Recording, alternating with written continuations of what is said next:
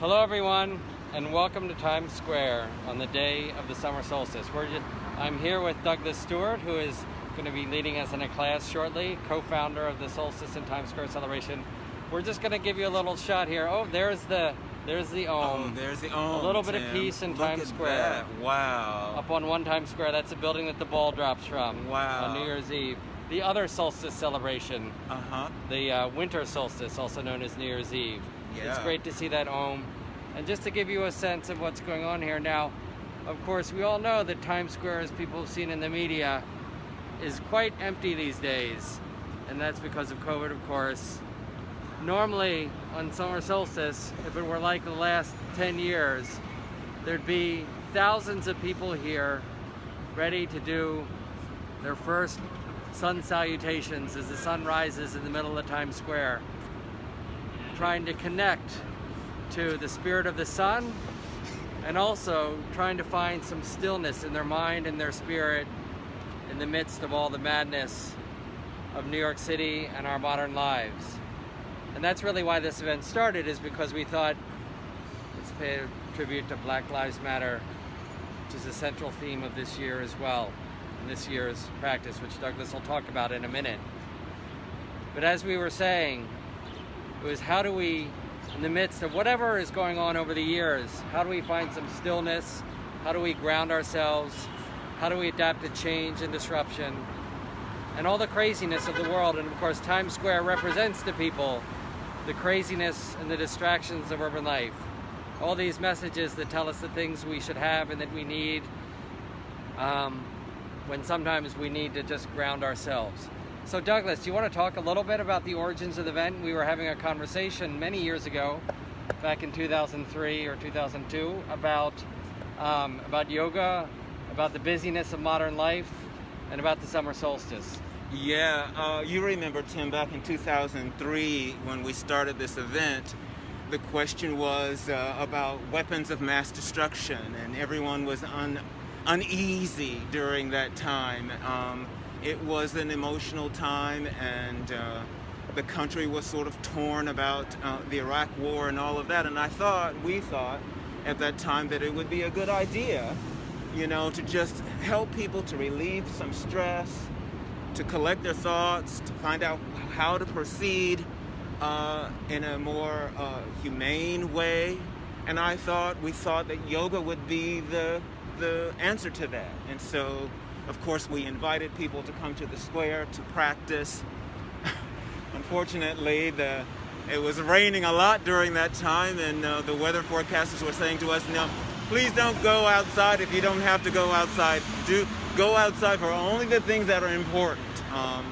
But of course, we wanted people to come here. Sure enough, though, you called up the New York Times to come and take photos of the event, and so 3 of us showed up. It was me and Tim and one of my other students, and we were right there at Duffy, and we took the picture of us in tree pose, and somehow it ignited, and over time people started continuing to find that there was some value in this event, and have continued to come over the years. 18 years, as a matter of fact. And in recent years, we've had as many as 10,000 people participate here live in Times Square throughout the day. Now, of course, this year is very different because of a few things. First, of course, we knew that we wouldn't be able to do this event with 10,000 people because of COVID and because of the need to social distance. So like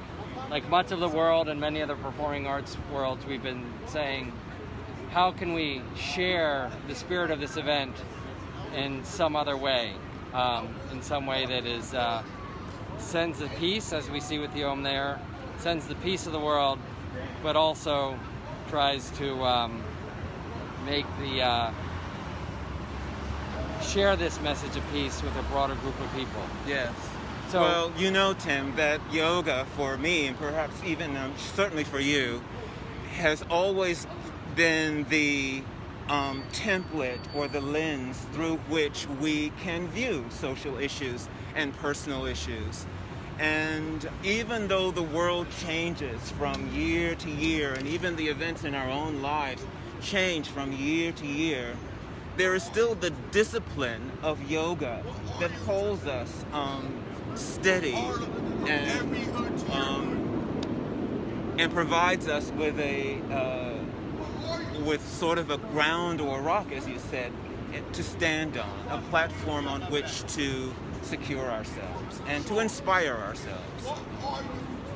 So, I want to acknowledge, just while we're doing this interview, there's someone nearby who's disturbed and upset and in some way emotionally disturbed. And it's a reminder that in the real world there is anger and there's frustration and there are people with troubles all around us. And one way to respond to those kinds of things is to go live in a monastery in the mountains and just try and close ourselves off from the world. And sometimes, God knows, there's that temptation just to become disconnected and to disconnect from the world completely. But those of us who live in cities, live in busy places, we choose to be in the midst of things and in a place where there are challenges in the world and there's anger and there's frustration, and to see how we deal with that. Well, yoga is a centering for all of the things that happen in our own lives and around us. And it may not change the outer view, but it certainly changed our inner perspective, as we start to understand ourselves and how we relate to one another and how we relate to nature and to the universal forces. We get a chance to just feel them and perhaps not be afraid of them, but understanding that they are the landscapes of life. And for me, one of the things that yoga helps me think about and do is recognize, and this is very relevant with respect to COVID, the things we don't control, that there are so many things that we cannot control and we cannot change. We can just try and help ourselves think about how we respond to what's going on in the world. Now, with respect to Black Lives Matter, there's a different kind of response, which is how do we channel the energy within us to say there are some things we can change. So can you talk a little bit about how that has changed your approach to teaching the class this year? As a yoga teacher, I'm very interested and curious about how we're connected to each other, socially, racially, emotionally, spiritually, and how we're connected to the world around us. And then sometimes an event happens where one needs to focus even more specifically on a particular group of people because of injustice that is so apparent, and you cannot look away from it. And so yoga, for me, has the ability to view a certain situation through a microscopic lens or a macroscopic lens. And now we're focusing in on a microscopic lens to Black lives and how important Black lives are to the nation. No longer overriding the contributions that Black people have made since the very start of this country, and no longer overriding the tendency to tuck our heads into the sand when there are injustices doled out onto Black people. So now we're looking more specifically, and I'm teaching more specifically with Black lives as a focal point for change.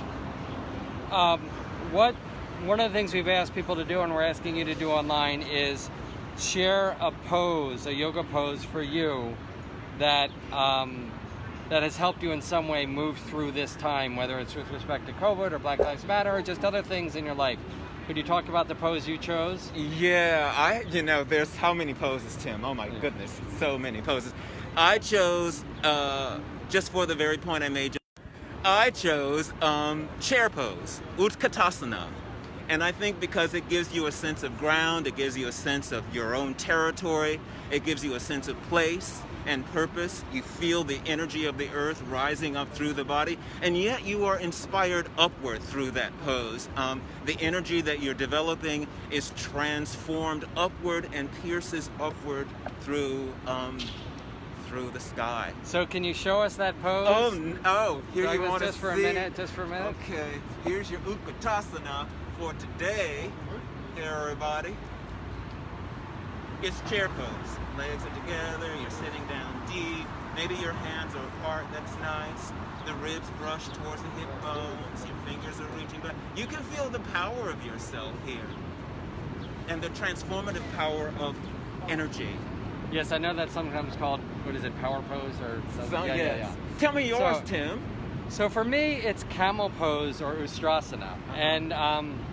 And the reason for that is that there's a few things that are involved. One is, it's a pose where you're lifting your chest up towards the sky, and in this case up towards the sun, and absorbing the energy of the sky into your chest. And also, if you're doing it right, you're also lifting your chest really above your head because your head is tilting back. And so it's putting your heart above your head. One of the other things about Ustrasana or camel pose is that it's extremely disoriented. Literally, because your blood is rushing to your head in a different way, sometimes I feel like I'm almost going to pass out. And I feel that in the midst of this time of change, a lot of us are redefining the relationship between our heart and our head, and in some ways feeling very disoriented by that. But then always, Ustrasana, the final part of the pose, is coming back out of Ustrasana into child's pose, and then finding some stillness in that. Oh, yes. So I'm gonna do your Ustrasana? Yeah. So all I'm gonna do Here, let me step off. make sure you're looking at it. So here's Tim in Ustrasana. So I'm leaning back. There you go, Tim. That's it. That's Looking it. at the Om. Look, there you go. Yay. Wow. And then settling back. And then settling back down. Whoa. Yes, sir. Well, that's it. Yep. How do you Namaste. feel? Namaste. Okay. So here we are. We're ready to go, and I hope all of you enjoy Douglas's class. Yes, thank you, Right now. everybody. I miss you.